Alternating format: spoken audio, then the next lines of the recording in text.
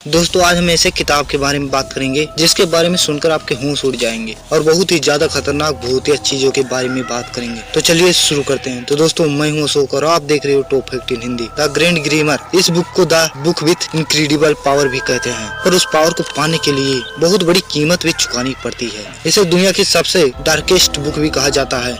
इसे 1512 में लिखा गया था। इस बुक को जिस इंसान ने लिखा था, लोगों का मानना था कि वो डेविल यानी शैतान के कब्जे में था। पर ये बुक इतना डेंजरस है कि रस्मों रिवाज को करके बेटकन सिटी की एक बिल्डिंग में इसे एक सीक्रेट वोल्ट में लॉक करके रखा गया है। आपको तो पता ही होगा कि ये ना बेला डॉल जो कि मूवी में ऐसी दिखती है और रियल लाइफ में ऐसी, उस रियल लाइफ के डॉल को आज भी एक रूम के अंदर रखा गया है। इस बुक का भी कुछ ऐसा ही हाल है। शैतान और डेमन को कैसे कांटेक्ट करें, ऐसी चीजें इस किताब में लिखी गई और ये माना गया है कि अगर कोई भी इस किताब को पूरा पढ़ ले, इसका मतलब आपको अपना सोल यानी आपकी आत्मा को डेविल को बेचना होगा। और यही वो मेन कारण है कि इसे वोल्ट में बंद करने की नौबत आ गई। बुक आप सोएगा, इसे मौत का किताब भी कहा जाता है। एक ऐसी किताब है जिसके अंदर जादुई चीजें और रस्मों का जिक्र किया गया है और सालों तक यही माना जाता था कि ये किताब लॉस्ट हो गई है। पर 1990 में इसे अचानक ब्रिटिश लाइब्रेरी के अंदर कोने में पाया गया।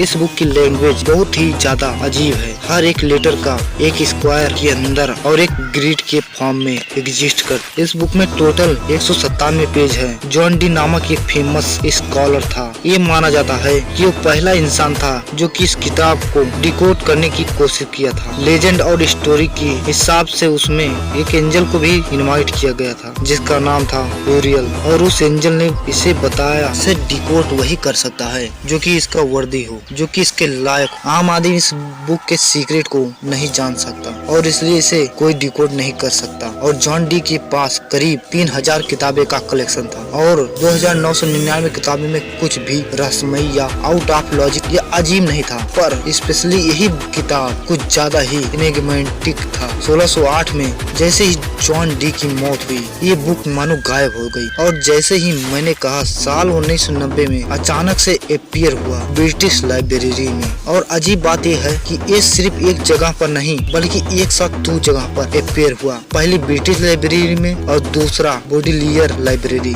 ऑक्सफोर्ड में।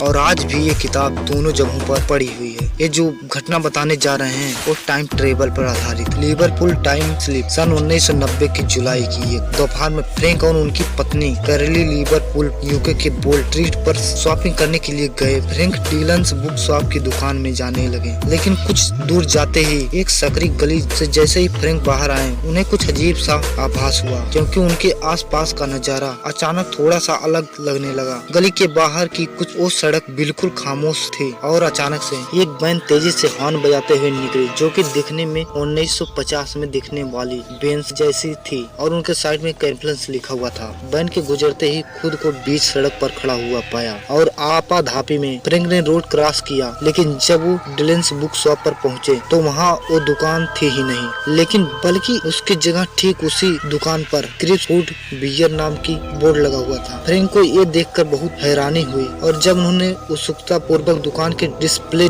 विंडो से अंदर झांका तो पाया कि अंदर किताबों की जगह अब महिलाओं के हैंडबैग और शूज थे। अपने आसपास देखने पर फ्रैंक ने और एक बात नोटिस की, उनके इर्द गिर्द चल रहे लोगों की वेशभूषा 1940 के दशक के लोगों की जैसी थी। उन लोगों का पहनावा फ्रैंक के समय से पहले लोगों के जैसा था। तभी फ्रैंक को एक महिला दिखाई दी जिसने काफी नामचीन कंपनी और मॉडर्न पर्स लिया हुआ था। फ्रैंक उसके पास गए और उससे पूछा, क्या तुम्हें भी इस जगह में कुछ अजीब नहीं लगा? जिसके जवाब में उस महिला ने कहा कि हाँ, मैं अपने लिए पर्स लेने आई थी, लेकिन यहाँ तो केवल बुक्स हैं। ये सुनकर फ्रैंक अचंभित हो उठा और इसी दौरान फ्रैंक की पत्नी वहाँ आई। फ्रैंक को परेशान देखकर उसने पूछा, तुम्हें क्या हुआ? फ्रैंक ने उत्तर दिया कि मैंने अभी अभी कुछ बेहद अजीब महसूस किया। फ्रैंक ने इस पर रिसर्च करने का सोचा तो पाया वाकई में ही कि उसी जगह पर क्रिप्स नाम का शोरूम 1950 में हुआ करता था, जिसकी फ्रैंक को पहले कोई जानकारी नहीं थी। तो आखिर ये उसके साथ हुआ क्या था? आपको क्या लगता है?